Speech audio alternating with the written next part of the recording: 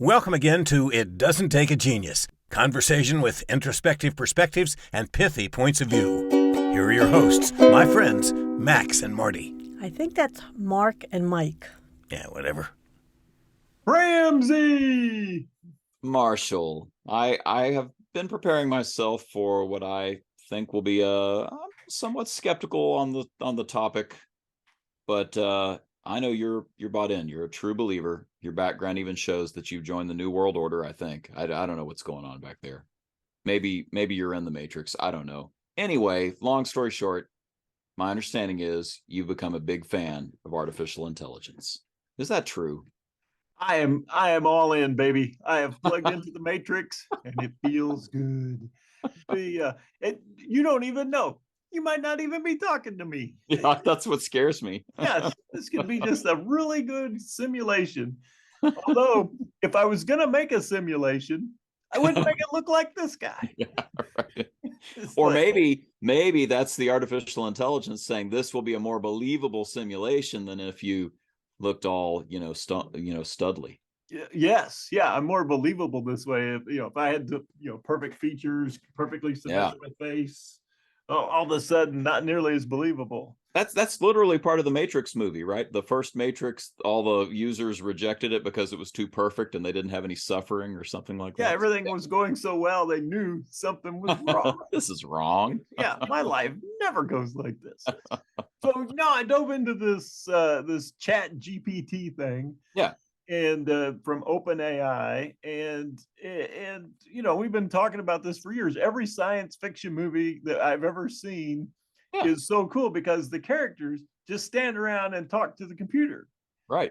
There's nobody writing codes. There's nobody coming up with search parameters. They're just like, like, computer, tell me about this planet and its inhabitants. Mm-hmm. Well, the people on this planet are, carnivores and cannibalistic, and you probably shouldn't go there.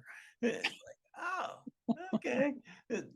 So I was like, well, that would be neat. And so this Chat GPT thing comes up, and it does exactly that.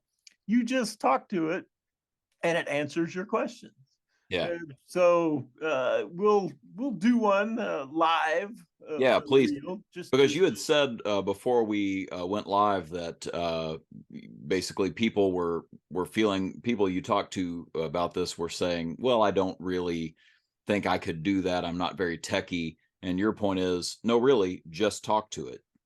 Yeah, that's the beauty of it. It's conversational computing. So, and that's why, I think it says chat, right? So, right. And so you go to OpenAI.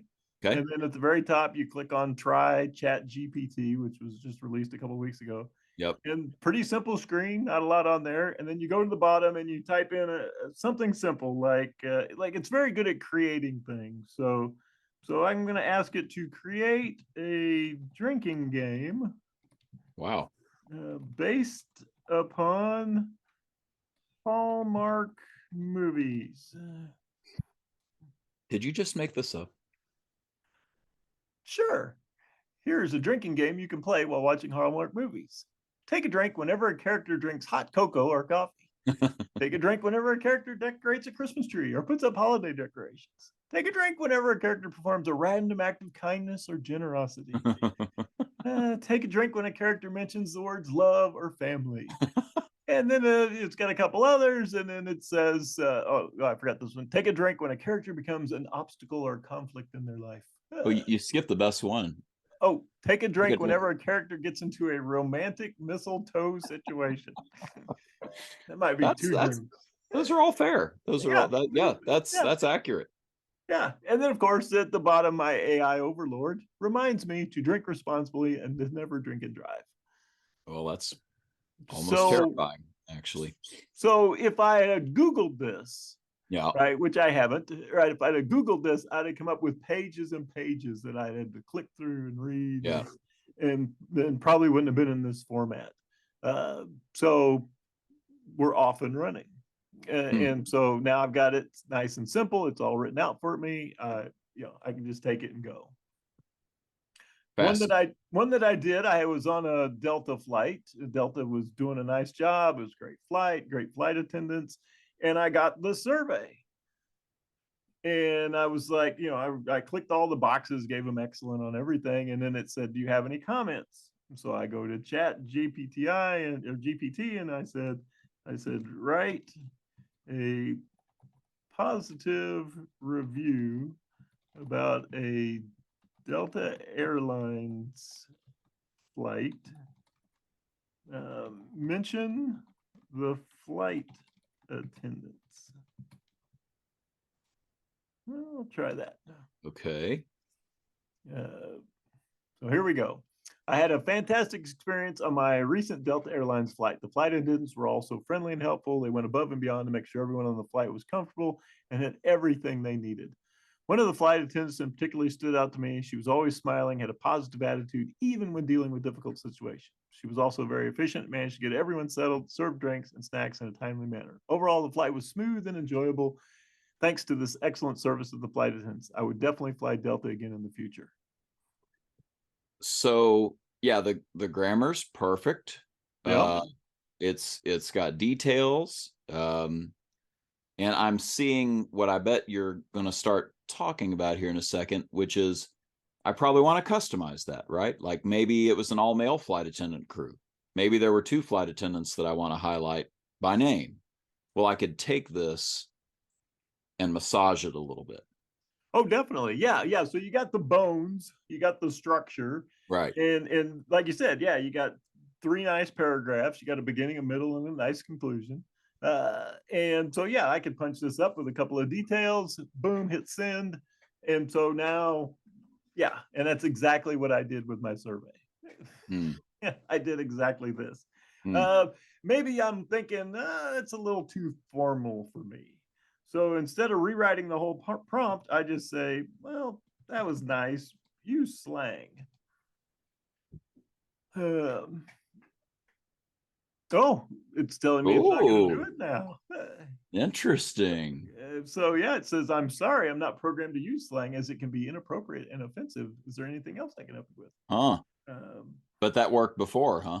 Yes. Interesting. Let's see. Let's try. Let's use less formal language. Here's the sure thing. Here's a less formal version of the Delta Airlines review. I recently took a flight with Delta, and it was awesome. The flight attendants were super friendly and went above and beyond to make sure everyone was comfortable. They even dealt with some tricky situations with a smile on their face. One of the flight attendants was especially cool and made sure everyone had drinks and snacks in a jiffy. Overall, the flight was smooth and enjoyable thanks to the excellent service of the flight attendants. I would definitely fly Delta again in the future. Perfect. That actually sounds like something I would write. Yes, it does. I have to say, yes, it does. Yes, I use those words. So the strange thing about this is every day it gets better. So what I did with it a week ago, it's apparently somebody abused the slang part, and now it doesn't want to do that. I could probably get it to, but so everybody that I told this about, I said, I asked it to do this, and then here's what it created, and everybody said, well, I'm not techie. I don't know how to program computers. I wouldn't know how to ask it to do that. That's it, right? What we're saying, right? If you're listening, that was the entire prompt. Yeah. Right. A positive review about a Delta Airlines flight. Mention the flight attendants. The end. You didn't even put grammar in your own prompt, and it still figured it out. Oh yeah, yeah. You misspell words, it'll still figure out what you meant, and begin writing. Okay, so you've talked about that. You've mentioned this to people and said, no, really, just talk to it. What are you suggesting that people talk to it about? What are the uses of this in a practical sense? This is an awesome parlor trick, but how does this help the workplace? Well, let's go with let's look at it on a personal level, right? It's New Year's. All right, so create a plan for me to lose 10 pounds. Okay. And I spelled pounds wrong. It fixed it. Here's a plan to help you lose 10 pounds. Start by tracking your daily calorie intake using a food diary or calorie tracking app. Aim to consume 500 to 750 fewer calories per day to lose about 1 to 2 pounds per week. Incorporate more fruits, vegetables, lean proteins, cut back on sugary drinks and snacks. These are high in calorie. Get active, aim for at least 150 minutes of moderate intensity exercise or 75 minutes of vigorous exercise per week. Walking, cycling, running, or swimming. Overall, and then, yeah, see what it does here. So the goal based upon your current weight, they may be able to provide additional support and guidance for you to manage your weight loss goals. So now I've got my plan, right? I've got an outline for a plan. Yeah. So what are moderate activities? Okay. Be specific. Oh, okay. Moderate intensity activities, those that raise your heart rate and cause you to break out of sweat, but you're still able to carry on a conversation while doing that. Here are some examples of moderate intensity activities: brisk walking, jogging or running at a moderate pace, swimming laps, biking at a moderate pace, 10 to 12 miles an hour, dancing, tennis, hiking, skating, jumping rope, yoga, or Pilates. And then it tells you about, how you know if it's moderate for you, depending on your individual fitness levels. Right. So instead got a disclaimer there. Yes. Yeah. It does a pretty good job of covering its butt. Yeah. It's virtual butt. So literally that's it. So I was thinking when I looked at this, because I had this thought a while back, my daughter and I were talking about, will Walmart always be the retail giant that it is? And I'm like, nope. I said, you don't remember Sears, and after that you don't remember Kmart. Yep. And after that you don't, now you know Walmart, but there will be something to replace it. Could be Amazon, could be something else. And so I'm having the same thought about Google. What could ever take the place of Google? It's just, it's just a huge part of our life. And then you run into this thing and you go, oh, oh, this is what will replace Google. Don't give me 200, and Google takes pride in you asked it how to lose 10 pounds. It gave you 230,000 results in 0.7 seconds. Right. And it puts that up there. Here's 11,000 answers to your question, and I gave it to you in less than a second. Yeah. I don't need that. Yep. That's data. That's not information. Yeah. Go read everything on the internet, which is what this thing has done, and then just sum it up for me. Yep. And all of a sudden, that's what you got. Okay. So a better way to search for information and some very practical things that it can generate that you could go do something with. You might have to fine tune it, like you said, but you can go do something with it. Anything else that would be an example of making this work for you? Say, excuse me, any teacher prompt that you've ever been given in your entire life. Oh, cheating. Great. Okay. No, wait, that's not what you meant. Okay. I'm sorry. Just kidding. All right, write a 250-word essay on why King Lear is a heroic figure. Okay. Oh, it figured out King Lear is a tragic play written by William Shakespeare. But despite the unhappy ending, the titular character can be seen as heroic. Throughout the play, King Lear is faced with numerous challenges. And it talks about that. Then it goes into, and then it gives a specific example. Yes, it does. All right. And here's another example. Through his love and devotion to family, despite betrayal and respect, he remains devoted to his daughters. He shows great loyalty to his friends. Overall, King Lear is a tragic figure, but also a heroic one. He is complex and a dynamic character who's willing to confront his own flaws and mistakes and demonstrates great love and devotion to his family and friends. While the story does not have a happy ending, he is a memorable and enduring character. And you didn't read all the words there. That was just the highlights of a fairly decent little essay there. Jeez. Interesting. All right, so that was nice, but all I have to do is type, make it college level.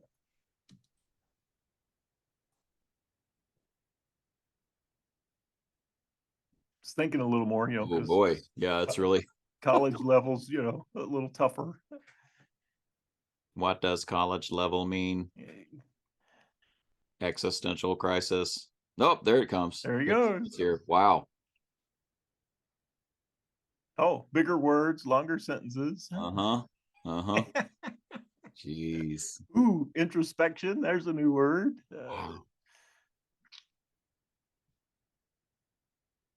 Yes. Yeah. Oh boy, we're going to be here a while if we wait to see this whole thing typed out.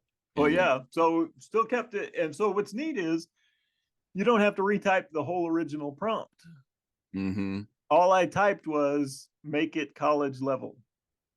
That's it. So it took what we were working on and start modifying it. And so I can bring it down, I can bring it up, I can make it in the style of a different writer. So yeah. Crazy. So every teacher prompt that was ever created since the dawn of man is now capable of being done in less than 10 seconds. Jeez. That's what I said. Well, it's a little that's a lot to take in, frankly. That's a little scary and concerning. And we talked about this, that we would definitely have at least one follow-up to this initial conversation. This is just getting people's feet wet with what the capabilities are with AI, but there might be some dark sides to consider that we want to wrestle with as well. But that's just stunning. Oh yeah. Well, and it was interesting because I asked some teacher friends of mine, high school, elementary, have you heard of this? Are you familiar with this? They had never heard of it. Yeah. So not familiar with it, didn't know what was going on. And this thing was released where many schools were in the midst of year-end finals, year-end essays needed to be turned in, projects needed to be turned in. My thinking is that, they're reading AI and they don't even know it. I'm confident you're right about that. I'm confident you're right about that. Yeah. That is, and where else might it show up, and how would we well, I don't want to get too far into our next episode. I think we leave folks with a cliffhanger, but what if I were a business and I knew that a lot of content could be generated this way, I know my customers eventually are going to be thinking that was probably just AI content. So how would I go about proving some authenticity on my part when I produce, marketing material or PR material or communication internally to my employees? How would I make sure that any of that's authentic? And that's just one little tangent of this whole concept of, what are we unleashing here? So, wow. Thanks, Mike. I'll just struggle to sleep tonight, but thank you. Yeah, mind blown. Well, this should help you rest easy. I did ask it if it was Skynet. And it told me it has no plans for world domination. Oh, thank goodness. So right there, I'm sure if it was planning to become our artificial overlord, it would let us know ahead of time. It would have the decency to tell us ahead of time. Absolutely. Yeah. Just want to let you know I'm enslaving all of mankind. Oh, thanks for telling us. But nope, it told me in no uncertain terms, no plans, for world domination. All right. Well, so the takeaway here for me is that it's quite possible that this changes everything. There are some amazing capabilities out there, and there are some things that we're just going to have to be aware of as we go into this future where machines are learning and helping us along the way, quote unquote, helping us. Stay tuned for more. We're going to have this in a follow-up series of a further discussion about what are some of the ramifications of what this looks like. But thanks for introducing this to us, Mike. Yikes. Oh, it's my pleasure. It's my pleasure. It's a brave new world. Oh, that's a terrible thing to say. Thank Well, let's kick it over to our very favorite flesh and blood announcer, who is definitely not an AI. Yeah, definitely not an AI is what I want to go with. Let's go with that. All right, Mr. John Wolf. We'll go with that until it's proven otherwise. Right. And there you have it, another session of contemporaneous extemporizing from Mark and Mike. I know it's redundant, but consider who we're talking about. As always, feel free to share the ideas you heard here. No rights are reserved, no permissions needed. Thanks. See you next time on It Doesn't Take a Genius. That's good enough.